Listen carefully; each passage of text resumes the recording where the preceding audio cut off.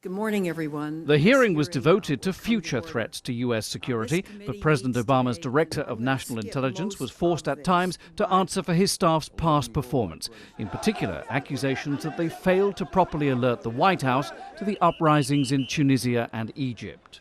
What intelligence can do in such cases is reduce, but certainly not completely eliminate, uncertainty for decision makers, whether in the White House, the Congress, the embassy, or the foxhole, as we did in this instance.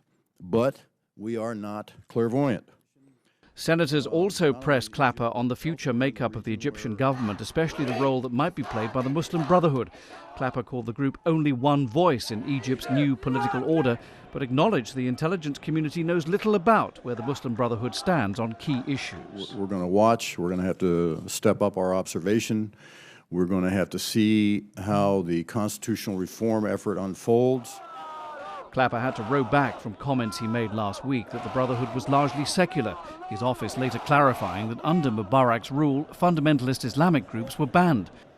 The role of social media in intelligence gathering came up frequently, senators wondering how could the intelligence services not be as well informed as people on Facebook and Twitter about the spirit of revolution in the Middle East. This ought to be watched very carefully to be able to give our policymakers and our leadership some advance notice. The fact that that you're on a website or a social network is not necessarily predictive.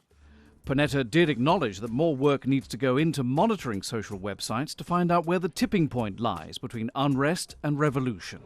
This Senate hearing was called the Worldwide Threats Hearing, and among the threats to U.S. homeland security, as listed by the intelligence chiefs, Al-Qaeda, in particular Al-Qaeda in the Arabian Peninsula, and its attempts to recruit Americans to carry out attacks. Iran's capacity to build a nuclear weapon, if its leadership so choose, was cited as well, as was a new one, the threat from cyberspace. Intelligence chiefs feel this could be the battleground of the future. John Terrett, Al Jazeera, Washington.